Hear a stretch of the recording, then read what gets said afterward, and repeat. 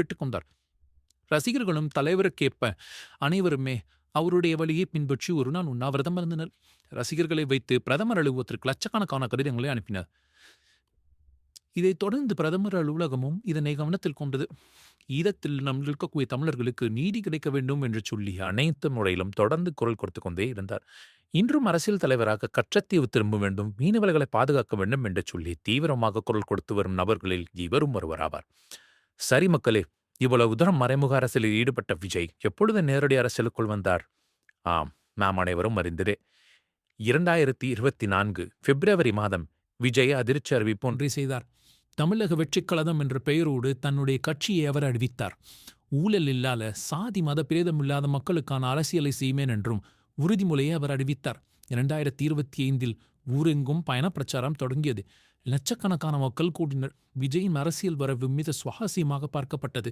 தமிழகத்தில் தொடர்ந்து ஆண்ட கட்சி, ஆளுகின்ற கட்சி என சொல்லி இருவருக்கும் ஒரு சர்க்கை ஏற்படுத்தியது என்றே நாம் சொல்ல வேண்டும். ஏனென்றால் தமிழகத்தில் என்னதான் நாம் கூறாவிட்டாலும் ஒரு வெற்றிடம் இருந்து கொண்டே இருக்கிறது மக்களே. அந்த வெற்றிடத்தை இட்டு நிரப்பக்கூடிய சக்தி புதியதாக வருகிறவர்களுக்கே இருக்கும் என்பது நம்பிக்கை. அதிலும் விஜயனுடைய வருகை அனைவருக்கும் ஒரு கலக்கத்தை ஏற்படுத்தியிருக்கிறது. இவர் என்ன செய்ய போகிறார்? இவருடைய தாக்கம் எப்படி இருக்கப் போகிறது? இவர் கையில் இருக்கக்கூடிய இளைஞர்கள் பட்டாளம் என்ன விதத்தால் மாற்றத்தை ஏற்படுத்தும் என சொல்லி அனைத்து வகைகளான கேள்விகளும் இன்றைய தினமும் இருந்து வருகிறது. இவை அனைத்திற்கும் பதில் சொல்லும் விதமாக விஜயின் செயல்பாடுகள் இருந்து வருகின்றன மக்களே. ஆனால் எப்படி சினிமாவில் ஒரு துயரத்தை சந்தித்து வந்தாரோ அதே போலவே அரசியலிலும் அவர் சந்திக்க வேண்டியிருந்தது. கரூர். ஆம், இத்தினம் நீங்கள் கணித்திருப்பீர்கள். செப்டம்பர் 27, 2025 மாலை 8 மணிக்கு மேல் கொத்தாக மக்கள் சத்தமிழந்தனர். கரூர் மாவட்டத்தில் டிவிகே பேரணியில் 7 மணி நேரம் தாமதமாக வந்தார் விஜய். 27,000 மக்கள் காத்திருந்தனர். அலைமோதிய கூட்டத்தில் நடமாறுவதே கஷ்டம். அதிர்ச்சிகரமாக துரதிர்ஷ்டவசமாக 41 பேர் இறந்து போயினர். 100க்கும் மேற்பட்டோர் படுகாயமும் சிறுகாயமும் அடைந்து போனர். விஜய் சோசியல் மீடியாவில் என் மனம் உடைந்து விட்டது, தாங்க முடியாத வழியில் இருக்கிறேன் என்று சொல்லி எழுதினார். டிடிகே தலைவர்கள் மீது வழக்கு பதிவானது.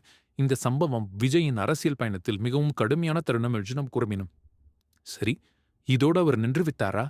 அதற்கு ஏற்பட்ட காரணங்கள் என்ன எனச் சொல்லி இன்றை வரை சிபிஐ விசாரணையில் இருந்து வருகிறது. ஆதலால் அதை தவிர்ப்பது மிகவும் நல்லதாக இருக்கும் என்று கருதுகிறேன். நீதி வெல்லட்டும் அந்த விஷயத்தில். சரி மக்களே, இதோடு அவருக்கு அரசியல் எடுத்த முடிந்து விட்டதா? இல்ல, அடுத்த கட்டம் தான் இன்னும் சுவாரஸ்யம். 2026 விஜயின் கடைசி படம் என்று அறிவிக்கப்பட்ட ஜனநாயகம் வெளிவர உள்ள இருந்த நிலையில் திடீரெனது தள்ளி போனது. 275 கோடி ரூபாய், இந்தியாவிலேயே மிக அதிகமான சம்பளம் பெறும் நடிகர்களில் இவரும் ஒருவர். இந்த படம் முடிந்தவுடன் சினிமாவும் முடிந்து போகிறது. 2026 சட்டமன்ற தேர்தலில் தமிழக வெற்றிக் கழகம் மூலம் மக்களுக்கு பதில் சொல்ல தயாராக இருக்கிறார். 10 வயதில் குழந்தை நடிகனாக தொடங்கி 50 வரையில் அரசியல் தலைவனாக மாறி ஒரு மனிதனின் கலை இது.